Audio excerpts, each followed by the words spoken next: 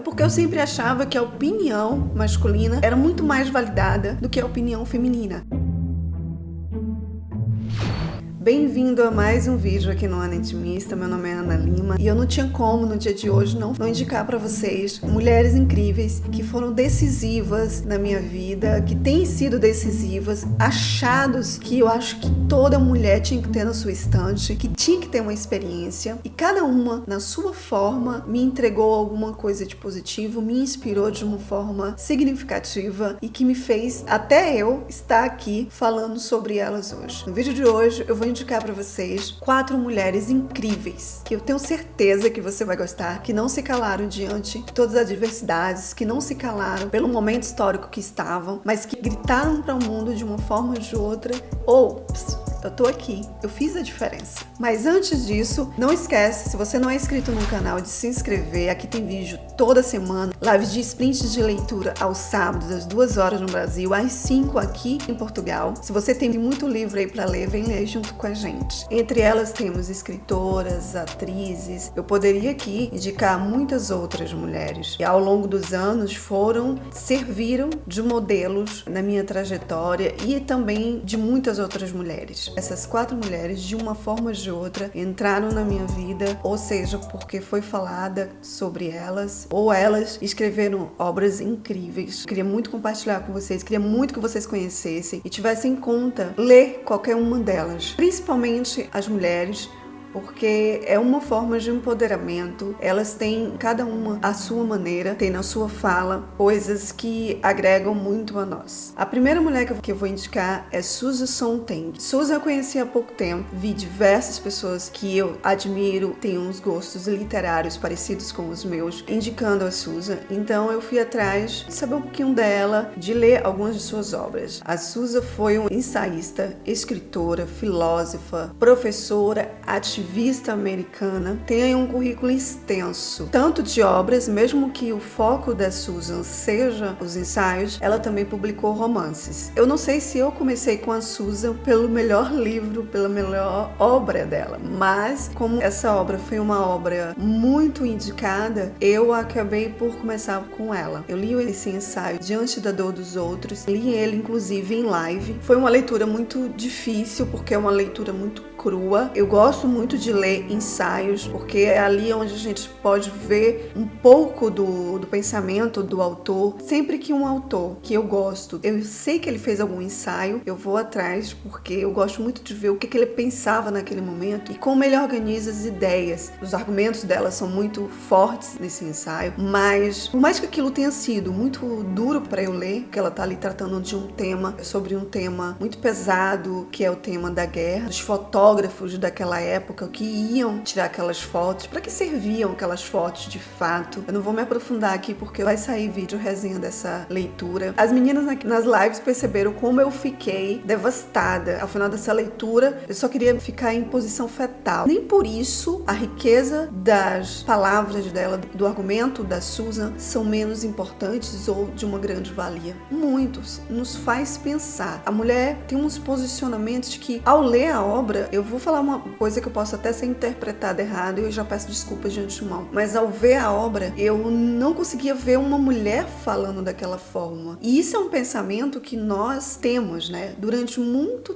tempo, ao ouvir, ao ler, eu sempre dei preferências a homens. Eu sempre achei, isso não é diminuindo os autores que têm uma obra admirável aí para nós durante os séculos, mas é porque eu sempre achava que a opinião masculina era muito mais validada do que a opinião feminina. Aquilo me incomodava. No início não, mas quando eu comecei a me aprofundar nessa questão, aí só me incomodar de não ter mulheres naquele período que nos representassem, mulheres pensadoras, mulheres que pudessem agregar com o seu ponto de vista, trazer uma luz a uma situação. Eu não sei nem se eu estou me fazendo entender aqui, mas o que eu quero dizer é que aquilo me incomodou bastante. Então, ao ler a obra da Susan, caí num pensamento tênue, né? Mas foi muito rápido, devo dizer, de, meu Deus, será que foi mesmo essa mulher que escreveu isso? Porque é um pensamento tão afiado. Eu não sei ainda formular uma palavra para explicar a leitura desse livro. Eu, Ana, não indico ninguém a começar por Diante da Dor dos Outros. É um livro muito duro, é um livro que dá um soco no estômago. A não ser se você for aquele tipo de pessoa, ok, eu não tenho problema com isso. Então comece. Se eu tivesse começado sobre a fotografia, que é outro ensaio da autora, se eu não me engano, talvez isso fizesse junção com Diante da Dor dos Outros, para eu entender melhor. Eu fiquei realmente muito apaixonada e impressionada depois que eu fui ver alguns vídeos, algo falando sobre ela, e vi o posicionamento tanto corporal dela, que é uma coisa que eu presto muita atenção. A postura da pessoa que está comunicando, que está falando, ela me chama muita atenção. Eu gosto de saber que tipo de pessoa ela é. Como é que esse autor comunica face a face com outra pessoa? E as entrevistas são excelentes para isso. As entrevistas gravadas são um excelente modo de estudo pra gente, para poder ver, para fazer sentido o que aquele autor escreveu e a postura dele diante disso. Quando eu li Clarice, que também poderia estar nessa lista, né, fazendo aqui uma menção honrosa, antes de ler as obras da Clarice, eu assisti entrevistas que a Clarice deu. E isso me fez ser mais próximo com a autora. Susan Sontag está na minha lista, assim, de escritoras preferidas, e eu vou ler mais obras dela por conta disso, né? Por conta do que ela acrescentou à história, por se posicionar, e as suas obras estão... Ainda bem que ela escreveu muitos livros, né? Infelizmente, ela nos deixou em 2004. A segunda mulher, ela não é escritora, mas poderia, né? Se tivesse, acredito eu, seguido, nós hoje poderíamos ter obras incríveis dela, mas infelizmente não foi assim que o destino quis, que ela quis, não é? Mileva Merrick é uma das personalidades que eu vou falar aqui que mais me deixou numa situação dúbia, porque ao mesmo tempo que eu fiquei feliz de ter visto, de ter conhecido um pouco dela, de torcer por ela, mesmo sabendo o destino que ela ia ter, eu fiquei triste porque ela poderia ter conquistado muito mais coisas. Ela foi a única mulher no Politécnico onde Einstein estudava, foi a segunda mulher a terminar um curso de matemática e física, mas por alguns motivos aí não conseguiu o diploma, e era colaboradora do Einstein em muitas de suas pesquisas, né? Recentemente a gente viu aí umas questões com aquela teoria que o Einstein criou, que ela tem uma grande responsabilidade, teve muita descoberta. Eu, inclusive, li um livro da Mary Benedict, que ela fez essa proposta de fazer romances com essas mulheres, trazer essas mulheres à tona, essas mulheres que fizeram coisas incríveis no passado, mas não foram reconhecidas. Tem vídeo resenha aqui no canal sobre isso, e como eu fiquei chocada com essa leitura, porque a gente sabe o final, mas a gente torce para que ela mude de ideia. É difícil você ver uma pessoa incrível, que deveria ser uma pessoa realmente muito incrível, naquela época, no 1903, tentar estudar, procurar não pensar em outras coisas como naquela época era o casamento, mas sim ter uma preocupação intelectual, ter uma fome de conhecimento muito grande, e você vê aquilo ser sanado em diversas situações, dói um pouco, sabe? Então eu me senti assim um pouco dúbia, mas eu acho que pelo que ela representa pra gente, pelo menos o que ela representou pra mim, o que ela despertou em mim, acho que ela deveria estar aqui, acho que ela deveria ser reconhecida. Nós vemos aí que ela teve recentemente a gente soube, né, que ela teve uma importância muito grande na descoberta da teoria da relatividade, por isso que ela veio à tona. Eu li um livro da biografia do Einstein ano passado e eu me apaixonei só pelo que o biógrafo estava falando dela ali. O livro não era sobre ela. Depois eu soube que tinha uma história romanceada em relação a ela. Novamente me apaixonei, minha admiração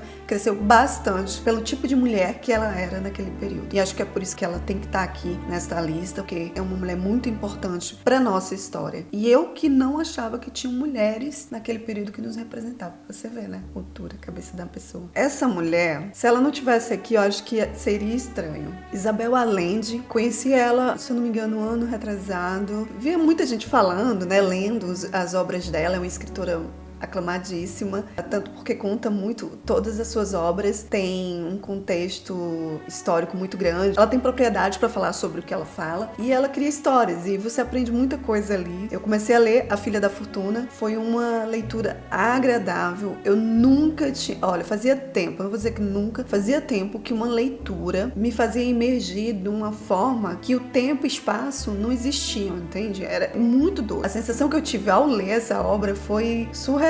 Ela me tirou de uma ressaca literária. Eu me apaixonei pela escrita da autora, pelos personagens. Tem resenha desse livro. Cresceu dentro de mim a curiosidade de conhecer um pouco mais da autora. Da autora eu já li outros títulos também, que tem resenha alguns aqui. Mas eu queria saber mais. Lembra? Ver a pessoa, ver como ela se porta, para ver se casa com o que escreve, se a gente consegue ver um pouco da pessoa na escrita ali. Então eu assisti participei inclusive de algumas lives que ela deu por aqui e assisti entrevistas. Eu fiquei e sou apaixonada pela Isabel Allende. É uma mulher que tem um ativismo muito grande. Ela se diz feminista, ela é intensa. Acho que isso é a palavra, sabe? Dê uma oportunidade para assistir antes de ler até a obra de Isabel, qualquer palestra que ela deu, qualquer entrevista que ela deu, você não tem como sair dessa entrevista sem se apaixonar por ela. Tem coisas na Isabel que eu vejo em mim, então eu me vejo muito, tanto nas obras dela, como eu me vejo no jeito dela. Facilmente seríamos amigas, sabe? Isabel Allende é uma escritora chilena e que muitas vezes dentro da sua obra tem o gênero realismo mágico. Ela tem diversas obras por aí, fácil você monta, né? Aqui em casa, na minha estante, eu já tenho, se eu não me engano, 6 livros da autora que eu pretendo dar seguimento. Não tem como você não se apaixonar por ela. Ela é muito solista, eu sigo ela nas redes sociais, ela tá sempre muito à frente do tempo dela. Quando ela se lançou escritora, porque ela já se lançou escritora muito tarde, ela não foi benquista no meio literário. As pessoas tiveram um certo preconceito pelo estilo de escrita da autora, só foram dar valor a ela muito tempo depois, quando ela ganhou um dos seus primeiros prêmios, principalmente dentro do país dela, no Chile. Hoje ela mora fora, não mora mais no Chile, né? Pelo menos até a hora que eu tô gravando esse vídeo. E ela tem um negócio muito engraçado. Ela sempre senta para escrever um livro dia 9 de janeiro. Então, dia 9 de janeiro, ela entra em modo stand-by e começa a escrever sempre que ela vai começar um livro. E se isola do mundo e só escreve aquele livro. Até o livro estar pronto. E aí é que ela sai para fazer as outras coisas. Eu achei esse ritual muito interessante. A outra mulher que eu vou citar aqui é uma admiração de longa data. Conheci ela através das telinhas, da telenovela. Então, ela sempre permeou tanto a minha infância quanto a minha adolescência. Ela sempre estava ali. E recente, ela teve a brilhante ideia de escrever suas memórias. Eu tô falando da Fernanda Montenegro, que muitos brasileiros devem conhecer, consagradíssima, né? Eu li esse livro e eu fiquei mais apaixonada ainda pela Fernanda Montenegro. A história dela, todo o percurso, não só, mas da família, a história do percurso dela no teatro, a vocação, você vê a paixão pelo que ela faz muito grande, a forma pragmática, como ela via a vida. Ela mostra pra gente a vida, o cotidiano daquele ator, todos os problemas sociais naquele momento, como foi crescendo, né? Como foi nascendo a história da televisão, mas ainda assim mostra a paixão dela pela leitura, a paixão dela por conhecimento, a empatia que ela tinha pelo coletivo. É incrível. Eu não vou me aprofundar tanto porque eu vou fazer um vídeo resenha sobre essa obra, mas eu devo dizer, além de ser uma pessoa que tem uma credibilidade inabalável, que é uma pessoa inspiradora, a Fernanda, nos altos dos seus 90 anos, eu creio eu, na altura desse vídeo, é uma mulher admirável. Eu gosto muito de ler biografias, eu gosto de ler principalmente autobiografias. Eu sei que é um pouco mais complicado, é a pessoa que está falando sobre si, mas mesmo assim eu prefiro entender o tom daquela pessoa que está escrevendo aquele livro, da qual eu estou interessada. E acho que esse livro da Fernanda tem uma importância tão grande que deveria ser distribuído nas escolas. Escrevi sobre isso no post que eu fiz lá no Instagram, porque é uma riqueza cultural e histórica muito grande e que eu acho que deveria ser entregue a um aluno, sem contar que a carreira brilhante, tanto na televisão quanto no cinema, não tinha como ela não estar aqui. Uma menção honrosa para uma mulher que eu conheci recentemente, novamente pelos livros da autora Mary Benedict, Andy Lamar. Claro que eu já tinha escutado sobre ela em alguma parte, mas nunca dei tanta atenção. E aí eu li a obra dela, da Andy, que inclusive tem resenha já aqui no canal, admirada. Fiz até uma comparação com a Mileva, porque a Mileva tinha tudo, né? Tinha uma inteligência grande, tinha todo... Lendo a história da Andy Lamar e vendo todo o esforço que essa mulher fez, toda a visão estratégica que ela teve perante a vida dela, de se adaptar, de correr atrás, também uma atriz, né? Novamente, as atrizes estão aqui permeando as minhas inspirações. É um livro que entrega muito. A história da Andy Lamar é inspiradora, né? Foi a primeira mulher a apresentar uma algumas cenas de nudez. Inclusive, quando eu fui fazer a resenha dessa leitura, eu fui procurar uma foto. Realmente tem uma foto lá, se você procurar no Google, da Andy com seios à mostra, assim. Isso naquela época, minha gente, é um escândalo, né? E eu não quis colocar, coloquei uma outra foto também que representava o filme Ecstasy, né? Que é esse filme que tem essa cena. E a Andy me mostrou duas coisas, que uma mulher tem que ter a capacidade de adaptação e que se ela acredita nos potenciais dela, ela tem que realmente correr atrás e não esperar decisão de ninguém. E mesmo quando ela teve uma negativa, né, de parte do público masculino, por conta que eles colocaram ela dentro do padrão, que a Andy era lindíssima, né, e que ela não podia ser inteligente e bonita, ela se abateu, mas não se deixou tanto, foi tentar da forma que eles queriam, né, que ela podia ajudar, porque tinha um motivo muito maior para ela defender. Mas eu fiquei inspiradíssima, eu aconselho a leitura desse livro. Vou deixar aqui a resenha caso você ainda não tenha visto. Essas 4 mulheres foram, para mim, foi um virar de chaves, um modelo aprendizagens que eu acho que vocês deveriam ter em conta quando forem escolher suas próximas leituras, ou ao menos tentar conhecer um pouquinho de cada uma delas. Cada uma à sua maneira foi importantíssima na história para nós, e eu que julgava que não tinha tanta representatividade, e eu fiquei com a sensação, depois dessas leituras, de que quantas mulheres estão por aí, fizeram coisas imensas, e quem levou os prêmios, os louros, foram outras pessoas e não elas. Por isso que eu acho que a gente tem que sim ler mais mulheres, por isso que eu acho que sim, a gente tem que exaltar mulheres que foram tão corajosas, cada uma na sua época, para dizer o que pensa, para jogar sua verdade no mundo, para não se calar diante das coisas que a gente vê errada e dar a cara a tapa. Seja sendo uma boa profissional nas suas áreas, mas trazendo à tona os seus pensamentos, colocando o seu ponto de vista no mundo. Eu espero que você tenha gostado do vídeo de hoje. Parabéns para nós, que esse parabéns simbólico não signifique só todos os atos que foram feitos por outras mulheres maravilhosas, mas que nós, a próxima geração que vem também, possam ter mais consciência, possam abrir os olhos diante das coisas, possam ser mais esclarecidas, possam procurar ser curiosas, serem criativas e, além de tudo isso, mostrar sua criatividade para o mundo. Não se deixar apagar. Seja você uma empreendedora, seja você uma dona de casa, em que profissão, em que lugar, em que momento você esteja hoje. Não se apague. Não deixe a sua luz se apagar. E se você tem mais autoras que acha que eu deveria conhecer, deixa aqui a tua sugestão nos comentários.